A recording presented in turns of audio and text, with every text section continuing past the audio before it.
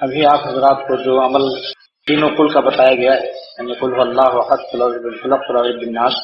تو سارے جہان کے خالق اور مالک نے جس نے سانپ اور بچھو پیدا کیے، شیاطین پیدا کیے، جنات پہ ایسے تمام مخلوقات جو ہم کو اذیت پہنچانے والے تھے، لیکن اللہ تعالیٰ نے ان کے شرور سے بچانے کے لیے یہ صورتیں نازل فرما دی، اور تمام عمر مبارک سرور عالم صلی اللہ علیہ وسلم صبح شام اس کو پڑھا دیتے تھے،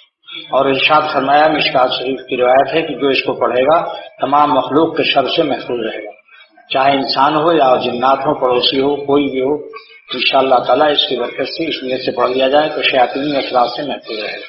اور سب سے بڑی چیز ہے کہ ہمارے حضور صلی اللہ تعالیٰ علیہ وسلم کا عمل اور آپ کا طریقہ نبوت اور سنت نبوت پر چلنا، یہ خود ایک امتی کے لیے عظیم شان انعام ہے، یہ خود انعام ہے۔ یعنی ایک انعام تو ہے مخلوق کے شر سے بچنا، دوسرا انعام یہ ہے کہ نبی کے طریقے پر چلنا۔ ایک وقت دو نعمتیں،